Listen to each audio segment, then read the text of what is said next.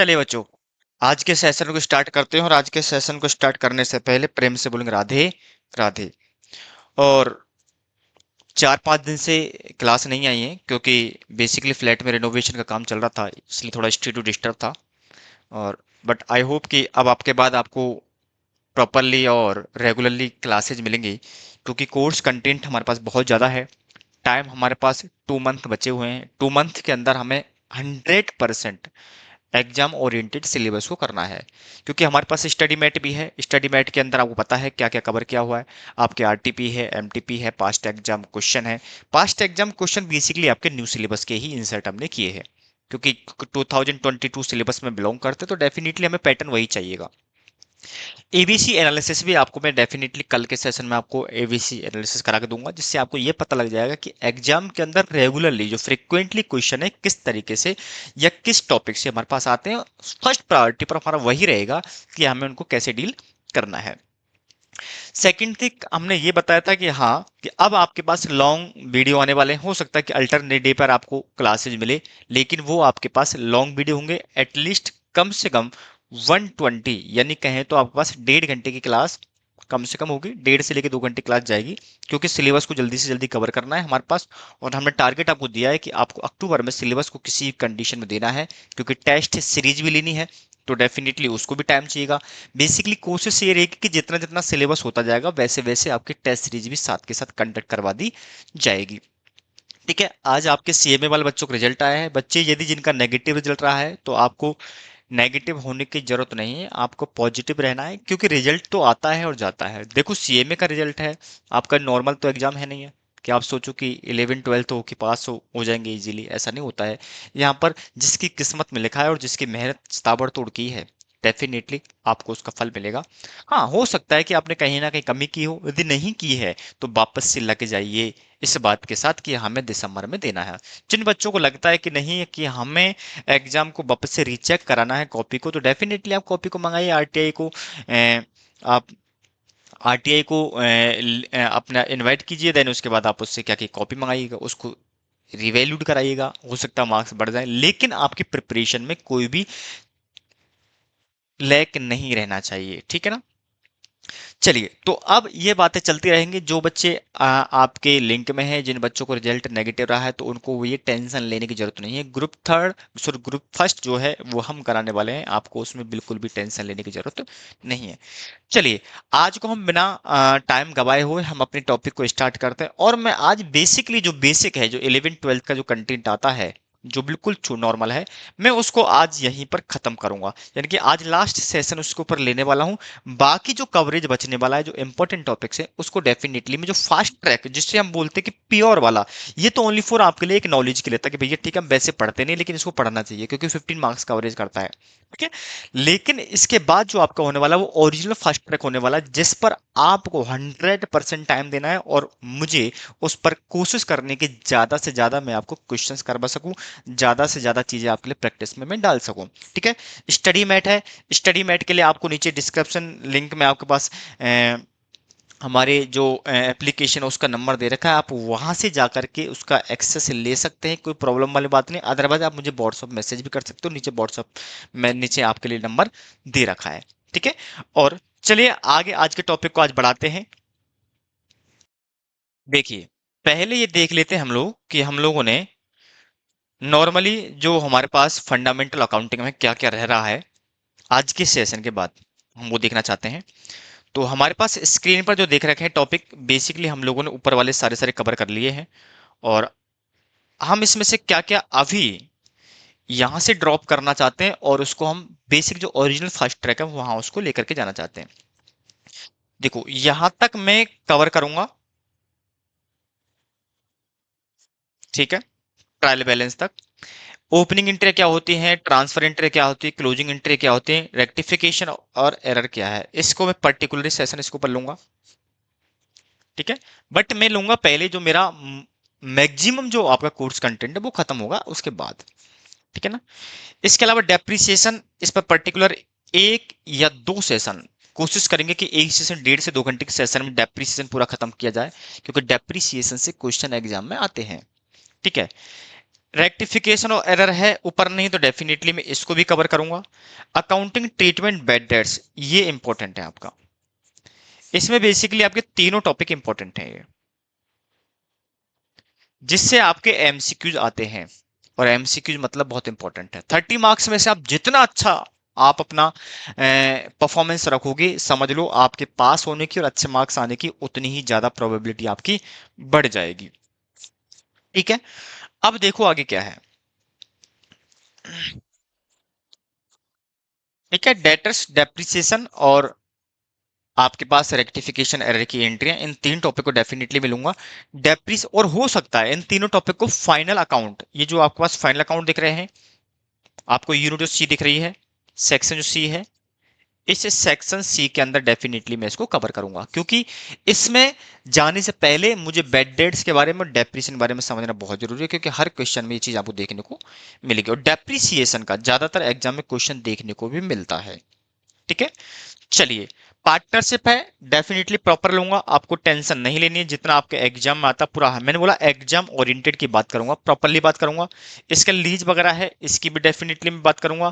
तो ये जो सारे के सारे हैं एएस आपके इंपॉर्टेंट हैं, कौन कौन सी इंपॉर्टेंट है मैं उनकी भी यहाँ पर चर्चा करूंगा, क्योंकि सारे एएस को कवर करना यहाँ बेहद मुश्किल काम हो जाएगा, क्योंकि हमारे पास टाइम थोड़ा सा कम है। क्योंकि एफए को नॉर्मली मैं ड्यूरेशन की बात करूं तो 9 मंथ का मुझे टाइम चाहिए होता है। 9 मंथ मैं कहूँ तो विद आपके टेस्ट सीरीज यानी विद एग्जाम ओरिएंटेड जो कंटेंट है उसको कवर कराने में, क्योंकि आपके 6 महीने के अंदर तो एटलीस्ट कोर्स कंटेंट खत्म होता है, उसके बाद प्रैक्टिस है, रिवीजन है आपके पास, इसके अलावा डाउट सेशंस हैं। एटलीस्ट 9 मंथ का मुझे टाइम चाहिए होता, तब जाकर के एफ का परफेक्शन आप कह सकते हो कि सर अब हम आउट ऑफ 100 में से 80+ मार्क्स इजीली लेकर के आ सकते हैं। ठीक है, चलिए। तो आज की हम बात स्टार्ट करते हैं, और आज हम क्या लेने वाले हैं। आज बेसिकली लेने वाला हूं मैं ट्रायल बैलेंस, क्योंकि ट्रायल बैलेंस बेसिकली सबको आता है, लेकिन कुछ बातें हैं जो आपको यहाँ पर जान लेना जरूरी है। चलिए, क्या क्या है trial balance. Trial balance basically जब भी हम किसी कंपनी की फाइनल अकाउंट बनाते हैं, या फाइनेंशियल स्टेटमेंट प्रिपेयर करते हैं, या रिकॉर्ड टू रिपोर्ट्स में काम करते हैं, जैसे R2R की प्रोफाइल बोला जाता है। हम कॉर्पोरेट में क्या करते हैं बेटा, हम R2R यानी कि R2R रिकॉर्ड टू रिपोर्ट्स, यानी कि हमारे पास क्या है कि रिपोर्ट्स टू रिकॉर्ड। इसमें क्या होता है कि जो आपके पास अकाउंट्स आए हैं, जो आपके पास ट्रांजेक्शन्स रिकॉर्ड हुए हैं, ये बेसिकली टीबी जो आपके पास होता है, क्या होता है बेटा आपके पास टीबी, जिसे बोलते हैं ट्रायल बैलेंस। ट्रायल बैलेंस को आधार बनाते हुए आपको फाइनल अकाउंट बनाने होते हैं, और इसको आपको क्लाइंट को क्या करना होता है, आप इसको रिपोर्ट करते हो। रिपोर्ट का मतलब आप उसको सबमिट करते हो, भैया देखो हमने ये बनाए हैं, कोई इसमें प्रॉब्लम है, कोई एरर है तो आप हमें बता दीजिए, डेफिनेटली उसको हम एडजस्ट कर पाएंगे। मेरी बात क्लियर है यहाँ तक। तो रिकॉर्ड टू रिपोर्ट्स का मतलब क्या होता है कि जो आप सीए और सीए में जिस प्रोफाइल पर काम करते हैं, जाते ही फर्स्ट जॉइनिंग आपकी इस प्रोफाइल पर होती है, तो वो आपके लिए यहाँ पर क्या बनने वाला है, काम की चीज है। तो इसके लिए आपको टीबी आपको मिलता है, तो टीबी को एनालाइज करना भी आपको आना चाहिए। टीबी टीबी में क्या कोई एरर है, क्या इस बात का पता लगा सकते हो आप लोग। देखो वैसे प्राइमरी तो आप इसको पता नहीं लगा सकते हो, यदि मान लो ट्रायल बैलेंस का टोटल बराबर आ रहा है तो डेफिनेटली आप इसको नॉर्मल तो आप नहीं पता लगा सकते, लेकिन हाँ इसके कुछ चीजें हैं जिनको आप दिमाग में रख के चल सकते हो, क्योंकि ट्रायल बैलेंस बेसिकली जो नॉर्मल जो बुक कीपिंग करने वाले लोग होते हैं उनका ज्यादातर उनका ज्यादा अप्रोच इस पर होती है। अब देखो, ट्रायल बैलेंस में बनाने की बात करता हूं। ट्रायल बैलेंस बेसिकली होता क्या, पहले हमें ये समझ लेना चाहिए। ट्रायल बैलेंस बेसिकली होता क्या है। ट्रायल बैलेंस बेसिकली कुछ नहीं है, summary of all balance balances of ledger. जो आपने लेजर बनाई है ना, उन लेजर की यहां पर समरी है, क्या मेरे बच्चे, उनकी यहाँ पर आपकी समरी है। मैं आपको अकाउंटिंग करने के अब सिंपल सिंपल शॉर्टकट रूल भी बताता चलूंगा। एक तो हमने गोल्डन रूल पढ़े हैं, गोल्डन रूल के अलावा, क्योंकि हर जगह गोल्डन रूल को दिमाग में नहीं रख सकता ना, कि आया तो डेबिट, गया तो क्रेडिट, रिसीवर को डेबिट, गिवर को क्रेडिट, खर्चे इनकम है, इनको ये करना। अपन सिंपली देखेंगे भाई, ठीक है तो बेसिक होता है। अब हम बताओ सर क्या हर जगह इसी चीज को चेक करना, नहीं, आप इनको अलग अलग तरीके से देखोगे। तो हम ट्रायल बैलेंस जो आपके स्टडी मैट का पार्ट है, बेसिकली दो प्रकार से होता है। एक तो होता है total balance, total balance approach. दूसरा होता है बैलेंस ऑफ लेजर अप्रोच। और तीसरा तो बोथ। मतलब ये एक तो टेक्निक है ही नहीं एक्चुअली में, बेसिकली ये इनमें सबसे ज्यादा इंपॉर्टेंट हम इसको मानते हैं, और ज्यादातर हम यही यही बनाते हैं, क्योंकि हमें सीधा लेजर पकड़ना है, लेजर का सीधा बैलेंस उठाना है। मेरी बात क्लियर है? तो हमारे पास तीन अप्रोच हो गई, एक हो गई टोटल बैलेंस अप्रोच, और दूसरी होगी हमारे पास बैलेंस ऑफ लेजर अप्रोच। ठीक है, चलिए अब मैं वन बाय वन करके बात करने वाला हूं। मैं पहले बात करूंगा टोटल अप्रोच की। Total approach of trial balance.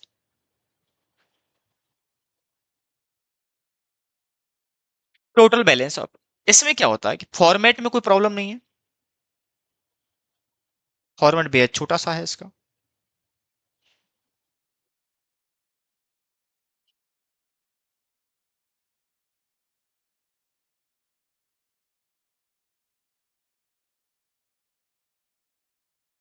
ठीक है, ये आपके पास डेट का तो इसमें कुछ होता ही नहीं है, ये आप लेजर फैलो नंबर ले लो आप इसमें। इसके बाद आप अमाउंट का ले लो इसमें।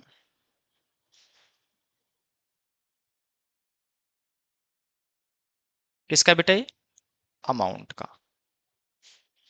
ये है debit balance, sorry debit balance मत लिखो, और ये है आपकी क्रेडिट अमाउंट ऑफ टोटल, या टोटल अमाउंट ऐसा कर लो, इसमें करो टोटल अमाउंट। क्या हो गया, इसको फॉर्मेट उड़ गया, कोई दिक्कत नहीं।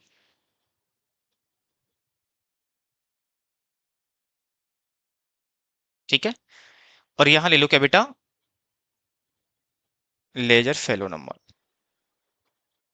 ठीक है, अब क्या होता है टोटल अमाउंट मतलब डेबिट का टोटल अमाउंट, और यहाँ क्रेडिट का टोटल अमाउंट। मैं छोटी छोटी कुछ लेजर ले रहा हूं, यहां पर क्या ले रहा हूं बेटा? मैं लेजर, एग्जाम्पल को क्लियर कराने के लिए। ठीक है, इसकी तो आपको प्रैक्टिस करनी है, कोई दिक्कत हो मुझे बता देना, कोई प्रॉब्लम नहीं। जैसे मान लो मेरे पास तीन लेजर हैं,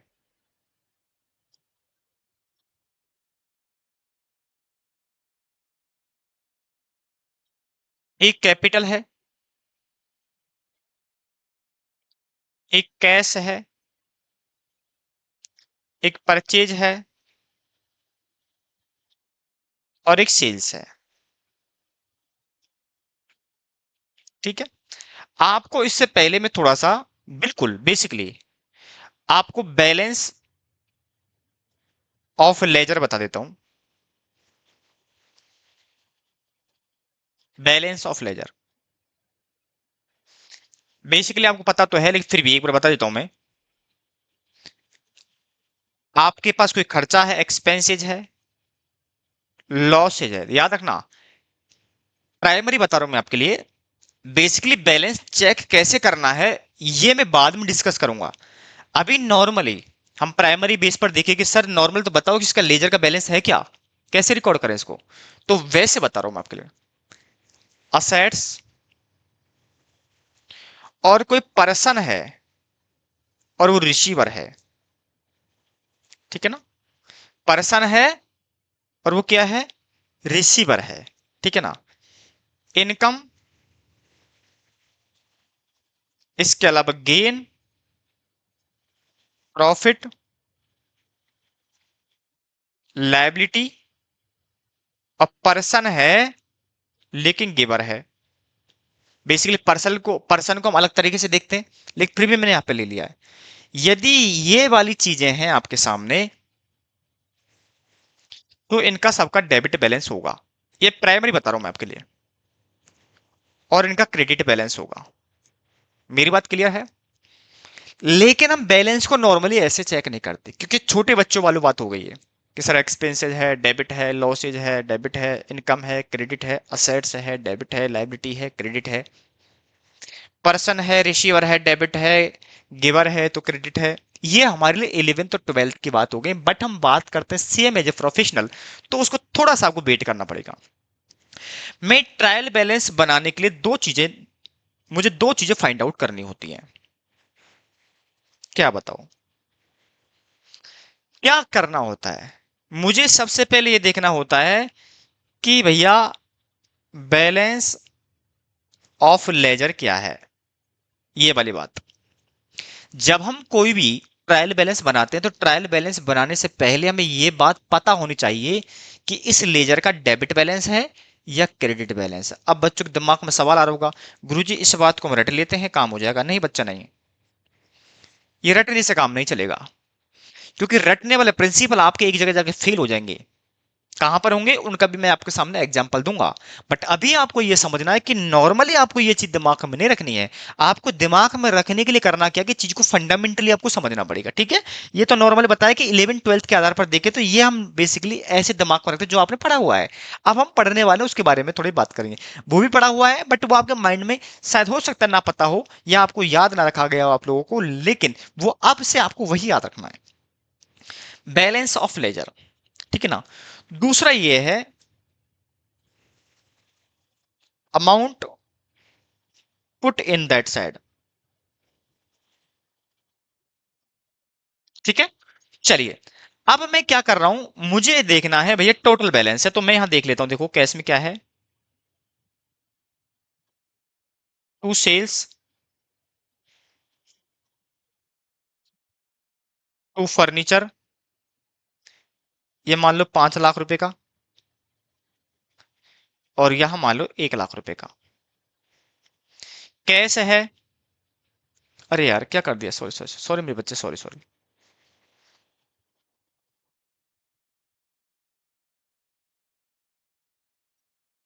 टू कैश है, बाई ड्रॉइंग है, मान लो 5 लाख। अब इसको इंटरलिंक मत करना, मतलब जो मैं ऊपर बैलेंस लिख रहा हूं उनके लेजर होने चाहिए, ये मत करना ना। मैं ओनली फॉर एग्जाम्पल के लिए कर रहा हूं, क्योंकि ये चीज हो सकती है, पॉसिबल है, और वो चीज होती है। मान लो 10,000 रुपए का कैश में क्या हो बताओ।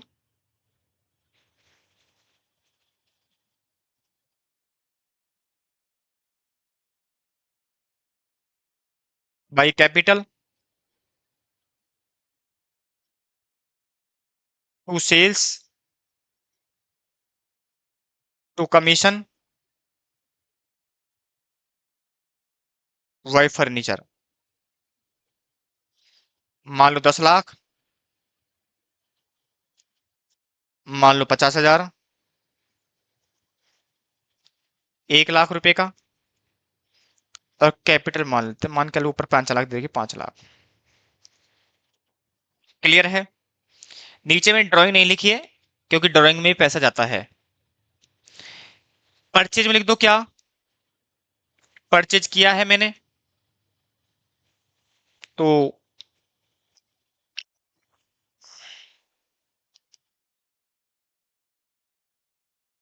कैश, वैसे कैश यहां भी जाना चाहिए।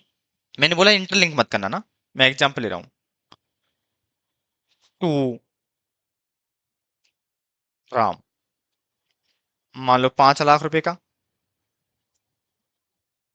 और यहाँ 1 लाख रुपए का सेल्स है, बाई कैश 10 लाख रुपए की, और भाई मोहन को भी मैंने बेचा है 1 लाख रुपए का। ये मेरे पास बेसिकली जनरल के बैलेंस दे रखे हैं, ठीक है। आपके पास ये मान लो लेजर्स दे रखी हैं। अब इस केस में क्या होगा, हम सबसे पहले इनका क्या लगाएंगे बेटा, टोटल बैलेंस की बात करते हैं। यदि हम टोटल अप्रोच लगाते हैं तो आपको कुछ नहीं करना होता, डेबिट साइड में जो टोटल है उसको डेबिट में लिख दो, और क्रेडिट साइड में जो टोटल है उसको क्रेडिट साइड में लिख दो। जैसे मैं कैपिटल अकाउंट की बात करता हूं, सबसे पहले आपको यहां वही लिखने हैं, कैपिटल। दूसरा है कैश, तीसरा है परचेज, चौथा है सेल्स। मेरे पास 4 लेजर हैं,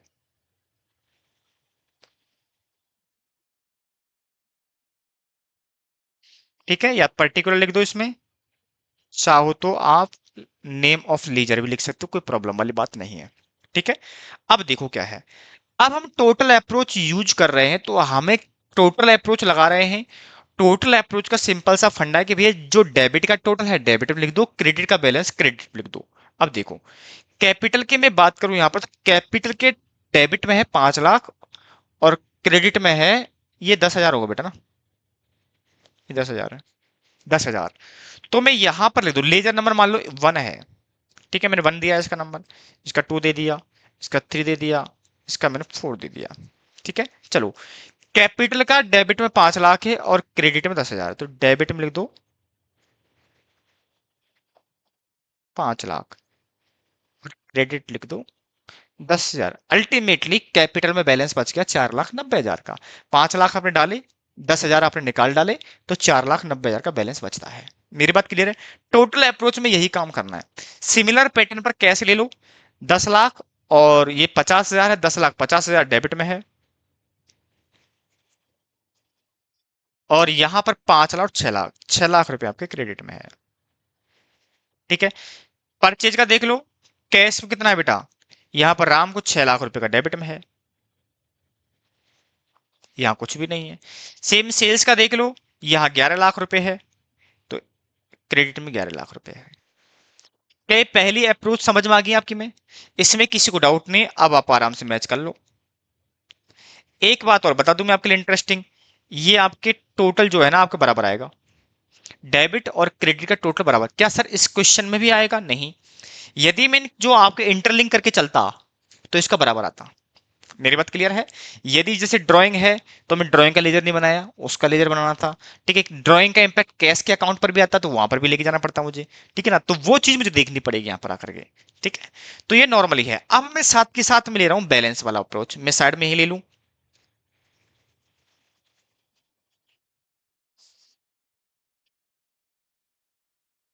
इसका फॉर्मेट और भी आसान है, इसमें तो 2 ही कॉलम बनते हैं। दो मतलब इधर दो। ठीक है, ये आपका ट्रायल बैलेंस है, be balance approach, balance approach. ठीक है, चलिए यहां क्या आएगा बेटा बताओ, यह आएगा वो लेजर फेलो नंबर, यह आएगा बैलेंस ऑफ लेजर। ठीक है, एक मिनट, एक मिनट, एक मिनट मेरे बच्चे, एक मिनट, एक मिनट, एक मिनट, एक मिनट। इसमें भी 2 अमाउंट ही आएंगे, इसमें भी 2 कॉलम ही आएंगे।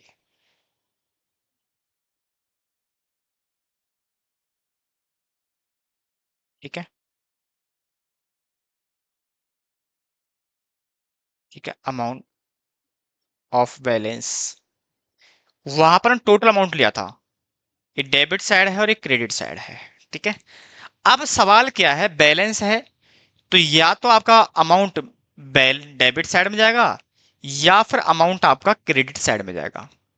पहले ये पता लगाना है कि हमारे पास बैलेंस ऑफ लेजर क्या है। पहले क्या पता लगाना बेटा बताओ, पहले ये पता लगाना है कि बैलेंस ऑफ लेजर क्या है। दूसरा हमें ये पता लगाना है कि भैया हमारे पास जो अकाउंट जो बैलेंस है वो डेबिट साइड में लिखना है या क्रेडिट साइड में लिखना है। इसके लिए सिंपल सी अप्रोच बताता हूं। सबसे पहले क्या करो आप, ये जो लेजर बनाइए इस लेजर का टोटल लगा लो, मतलब इनका बैलेंस निकाल लो। How to calculate balance, how to calculate balance, balance of ledger है क्लोज द लेजर। हम अकाउंट्स को क्लोज कैसे कर रहे हैं वो देखना अपन को ना। पहले आपको अकाउंट को क्लोज करना है। मैं कैश अकाउंट को क्लोज करूंगा, सिंपल सा तरीका, पहले देखो दोनों साइड में से टोटल ज्यादा किधर का है। पहले क्या देखना, बट स्टेप नंबर 1 क्या है, मैं लिखवा सकता हूं बट इसको मैं नॉर्मली आपको रेंडमली ही लर्न करवा रहा हूं। मैंने क्या बोला है, सबसे पहले दोनों साइड के टोटल चेक करने हैं कि किस साइड का टोटल ज्यादा है। ठीक है, तो मैंने यहां देखा कि कैपिटल है, डेबिट साइड है, क्रेडिट साइड है। डेबिट में 5 लाख है और क्रेडिट में 10,000 है। तो जिस साइड का टोटल ज्यादा है वो आपके टोटल कॉलम में आपको अमाउंट लिखना है। जैसे ये रहा टोटल का 5 लाख रुपए, 5 लाख ज्यादा है दोनों, तो दोनों साइड में 5-5 लाख लिख दोगे। अब क्या करोगे, जो अमाउंट है उसको बैलेंसिंग फिगर में लिख दो जिधर कम पड़ रहा है। इधर शॉर्ट पड़ रहा है, उसका नाम दे दोगे balance carried down. Carried down मतलब है हम इसको आगे भेजने वाले हैं। क्या बेटा, अगले साल जब लेजर ओपन होगी, अगले साल जब अकाउंट मेंटेन करेंगे, तो वहां जब कैपिटल अकाउंट होगा तो उसमें ओपनिंग एंट्री आपकी इस बैलेंस से डलती है। ओपनिंग एंट्री सुना था हमने, क्लोजिंग एंट्री, अब ये क्लोजिंग एंट्री होने वाली है। ओपनिंग एंट्री हम नेक्स्ट ईयर में करने वाले हैं। बैलेंस निकालो कितना है, 4,90,000। ये कैसे निकाला बेटा आपने, बैलेंसिंग फिगर से। मैंने यही तो पहले बोला था कि 5 लाख आपके इधर हैं, 4 लाख, इसका मतलब नेट ऑफ 4,90,000 आपके कैपिटल के अकाउंट में पड़े हैं। तो ये भी यही बता रहा है। मेरी बात क्लियर है। सबसे पहले लेजर को क्लोज करना है। लेजर को क्लोज करने का सिंपल तरीका है, दोनों साइड के टोटल को देखना है, नजर डालनी है। जिस साइड का टोटल ज्यादा है वो आपके टोटल वाले यहां पर लिखना है। ये मैंने टोटल वाले यहां पर लिख दिया, दोनों साइड लिखना है। अब क्या होगा कि जिस साइड कम है डेफिनेटली बैलेंसिंग फिगर निकलेगा। फिर आपको बैलेंसिंग फिगर निकालना है और बैलेंसिंग फिगर का नाम देना बैलेंस कैरिड डाउन, और जितना अमाउंट बैलेंसिंग फिगर का आपको वहां पर पुट ऑन कर देना। मेरी बात क्लियर है। चलिए नेक्स्ट सेकंड लेजर का भी देखो ऐसे ही। यहां पर 10 लाख है, 50 है, यहाँ 6 लाख है। तो ज्यादा कितना है बेटा, 10,50,000। इधर भी 10,50,000 और इधर भी 10,50,000। अब बैलेंस जिधर बचेगा उधर डाल दो, यही बचेगा क्योंकि कम तो दर ही है। बैलेंस कैरेड डाउन और आया बैलेंसिंग फिगर से कितना आ रहा है बेटा बताओ। ये 10,50 है, ये 6 लाख है, तो 4,50,000। ये आपका यहाँ का बैलेंस निकल करके आ गया है। मैं इसको हाईलाइट भी करता हुआ जा रहा हूँ, ठीक है ना, क्योंकि यही वाला अमाउंट लिखना है। पहले बैलेंस कितना है वो लिखा दिया, फिर अमाउंट कितना पुट करेंगे ये आपको बताना है, ठीक है। चलिए फिर सेम यहाँ देख लो, यहाँ तो आपके है ही नहीं है, यहाँ 6 लाख है, इधर इधर भी 6 लाख है, इधर तो अमाउंट है ही नहीं है। तो यहाँ लिख दोगे बाई बैलेंस कैरेड डाउन और आ जाएगा बैलेंसिंग फिगर से कितने का, पूरा के पूरा 6 लाख रुपए। सिमिलर यहाँ पर है, आप यहाँ पर भी देखोगे तो यहाँ पर भी 11 लाख का है और यहाँ पर भी 11 लाख ही आएगा, ठीक है। और आ जाओ टू बैलेंस कैरी डाउन, ठीक है। कितना रहा बेटा ये बताओ फटाफट से, इसमें 11 लाख ही आएगा, ठीक है। ये हमने बेसिकली सबसे पहले आपको यही फाइंड आउट करना है कि भैया हमारे पास ये देखना कि आप क्लोज द लेजर करोगे तो बैलेंस कितना आ रहा है। अब हमने क्या बताया था कि दो चीजें याद रखनी है कि सर पहले तो ये बताओ कि अमाउंट किस साइड में आएगा, जिसको बोलते हैं बैलेंस ऑफ लेजर। अब मैं आपसे ये यहीं पर पूछूं कि बेटा बताओ कैपिटल, जो कैपिटल है आपका, कैपिटल का क्या बैलेंस होता है। आप वैसे देखोगे तो देखोगे असेट्स है, लाइबिलिटी है, खर्चा है, इनकम है, ऐसे देखोगे। आपको ऐसे वेरीफाई करना नहीं है, वो 11th 12th की बात। अब आपको यहां पर कैसे देखना है, आप ये देखो कि जो लेजर आप बैलेंस चेक कर रहे हो, जिस लेजर का बैलेंस आप चेक कर रहे हो, उस लेजर, जैसे कि मैं कैपिटल लेजर को चेक कर रहा हूं, तो जिस लेजर में जिस साइड का बैलेंस ज्यादा है, जिस साइड का बैलेंस ज्यादा है, दैट इज कॉल्ड बैलेंस। यहां देखो मैं आपको समझाता हूं, बात बिल्कुल समझ में नहीं आई होगी। मैं क्या कह रहा हूं, जैसे मैं कहने की कोशिश कर रहा हूं कि डेबिट में जो टोटल था 5 लाख था, क्रेडिट में टोटल था 10,000। याद रखना ये तो बैलेंसिंग फिगर निकाला है, ये नहीं कह रहा हम। अब टोटल ज्यादा कितना था बताओ, यहाँ 5 लाख था, यहाँ 10,000 था। गुरुजी यहाँ सिंपल सी लॉजिक कहानी बता रहे, यहाँ पर डेबिट साइड में ज्यादा था, यहाँ ज्यादा है, बोलो ना, ज्यादा है, डेबिट साइड में ज्यादा है। तो मतलब जिस साइड में टोटल ज्यादा है दैट इज कॉल्ड बैलेंस। मैं ऐसा कह सकता हूँ मेरे बच्चे, कैपिटल, एक मीटर को ना,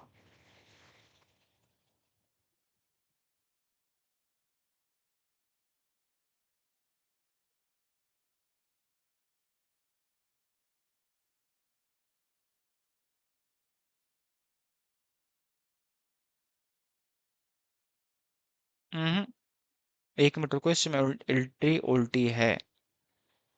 एक सेकंड रुको ना, अरे यार एक सेकंड में, तभी तो सोचू क्या दिक्कत। ये पोस्टिंग ही गलत हो गई है।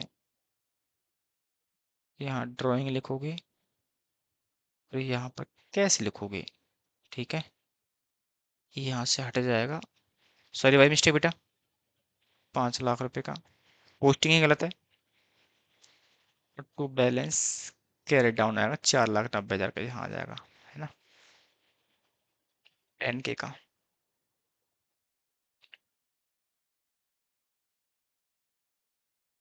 तो ये भी चेंज होगा फिर तो, कैपिटल भी हमारे पास आया है तो यहाँ पर भी कैपिटल, मतलब पोस्टिंग देख लेना अपना थोड़ा सा, ये पोस्टिंग से ज्यादा जी समझ में आएगा। बट आपको नॉर्मली कंसेप्ट समझना है, ठीक है ना, नॉर्मली क्या करना है। चलो मैं इसको एज इट इज रहने देता हूँ। आज जब पोस्टिंग करोगे तो बात आपको समझ में आ जाएगी है, इसमें कोई दिक्कत वाली बात नहीं है। ठीक है, मैं इसको एज इट इज कर रहा हूँ, जो पहले सिचुएशन में था उसको पहले की एज इट इज में डाल रहा हूँ। ठीक है, कैपिटल मैं ओरिजिनल कंडीशन डाल रहा हूँ, अदरवाइज इसकी पोस्टिंग में दिक्कत है ये, क्योंकि हमने पोस्टिंग वैसे नहीं की है, नॉर्मली हम रेंडमली हमने अमाउंट डाले हैं इसलिए ऐसा हुआ है। चलो, नहीं तो पूरा क्वेश्चन में अपने को पैटर्न चेंज करना पड़ जाएगा। मेरी बात क्लियर है? तो जिस साइड का टोटल ज्यादा है दैट इज कॉल्ड बैलेंस। इसमें देखो तो हम देखेंगे डेबिट साइड में ज्यादा था, तो यहाँ पर कैपिटल का बैलेंस डेबिट कहलाएगा। अब नॉर्मली हम देखते हैं तो कैपिटल का बैलेंस क्रेडिट होता है, कैपिटल क्रेडिट होती है हमेशा, बोलो हाँ या ना? हाँ होती है, लेकिन यहाँ पर बैलेंस डेबिट हो गया। बेसिकली कैपिटल के केस में ऐसा होता नहीं है।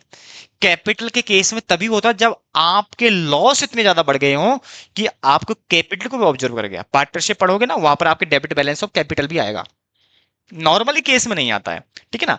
बट ये नहीं कैसे कभी नहीं आ सकता। पार्टनरशिप जब मैं आपको पढ़ाऊंगा तो वहां आपको देखेंगे नहीं, देखने को मिलेंगे कि वहां पर कुछ पार्टनर्स के डेबिट बैलेंस भी हो गए। डेबिट बैलेंस का मतलब है वो दिवालिया इंसॉल्वेंट की कैटेगरी में पहुंच चुके हैं। तो यहां पर जो बैलेंस है कैपिटल का वो क्या है बेटा? Debit balance. कैसे चेक करोगे? जो लेजर को उठाओगे, आप दोनों साइड का टोटल पर नजर डालोगे, जिस साइड का टोटल ज्यादा दिख रहा है बैलेंस को छोड़ करके। अब यहां देखो, जैसे इस बैलेंस को छोड़ देना, यहां देखो यहां कितना था बेटा? 6 लाख रुपए।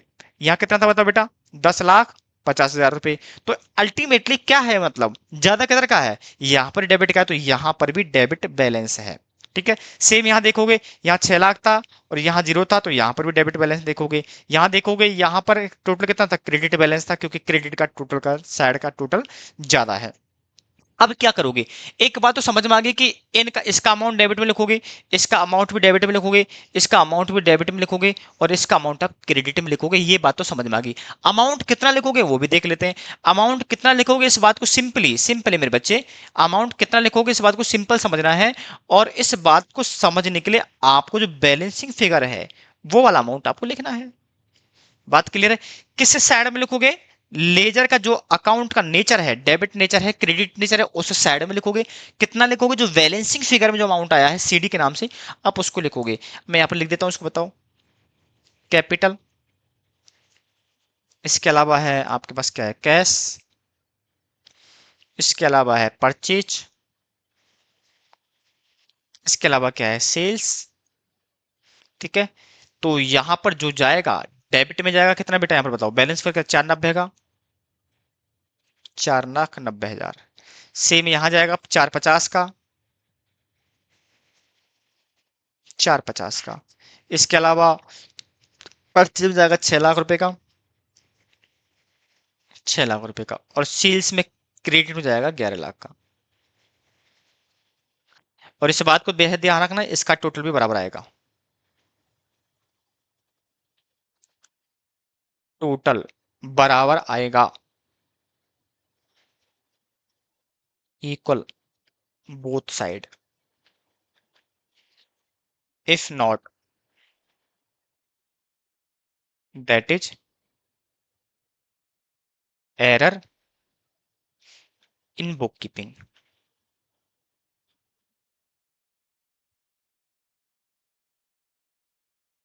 मेरी बात क्लियर है? यदि इनका टोटल बराबर नहीं आता है तो इसका मतलब आपका एरर है, कहीं ना कहीं बुक कीपिंग कोई ट्रांजेक्शन छूटने से रह गया है या पोस्ट करने से रह गया है। मेरी बात क्लियर है? सर क्या बराबर होने के बावजूद भी क्या कोई एरर नहीं हो सकता? हो सकता है, इसको हम रेक्टिफिकेशन एरर में कवर करेंगे। ठीक है ना? जरूरी नहीं कि दोनों साइड का टोटल बराबर है, फ्री ट्रायल बैलेंस 100% सही है, ये इस बात का कोई भी सबूत नहीं, एविडेंस नहीं है। मेरी बात क्लियर है?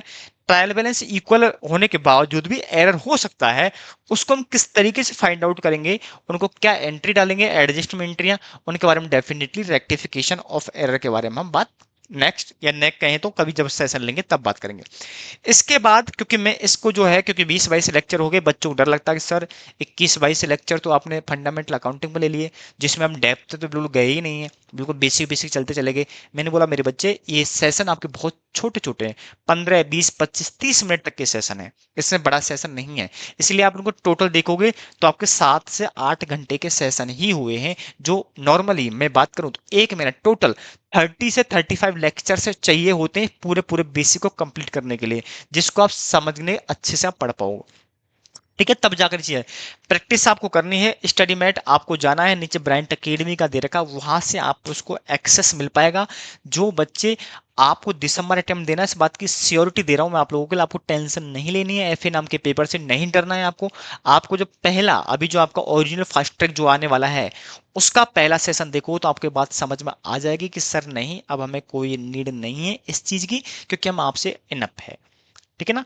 लेकिन लेकिन उससे पहले आपको क्या करना है, आपको ब्रांड एकेडमी के एप्लीकेशन को क्या करना है, आपको डाउनलोड करना है, क्योंकि आपकी टेस्ट सीरीज वहीं पर होती है। मैं पहले भी एक बार आपसे चर्चा कर चुका हूं, क्योंकि टेस्ट पेपर लेना नॉर्मली पॉसिबल नहीं है, यूट्यूब से पॉसिबल नहीं हो सकता। आपको करना, पेपर असाइनमेंट असाइन करना पड़ेगा, पेपर असाइन करने के बाद आपको पेपर आपको असाइन करना पड़ेगा, फिर आपसे कॉपी आपके पास, आप मुझे कॉपी डिस्पैच करोगे, फिर उसको मैं वापस चेक करूंगा, फिर वापस आपको दूंगा, रिजल्ट अनाउंस होगा। तो वो सारी चीजें आपको डेफिनेटली वहां पर कहीं ना कहीं एक ऐसा प्लेटफॉर्म जरूरी है जहां से हम आपसे क्या कर सकते, डायरेक्टली लिंक कर पाए। ठीक है ना। चलिए मिलते हैं आपको अब नेक्स्ट सेशन में। नेक्स्ट सेशन से आपका जो ओरिजिनल फास्ट ट्रैक है वो अब आपका स्टार्ट होने वाला है, इसलिए आपको टेंशन नहीं लेना है। ठीक है, आज के बाद आपको रेगुलरली एक बेस्ट से बेस्ट क्वालिटी आपको देने की हम कोशिश करेंगे। ठीक है, थैंक यू सो मच, मिलते हैं आपको नेक्स्ट सेशन के अंदर।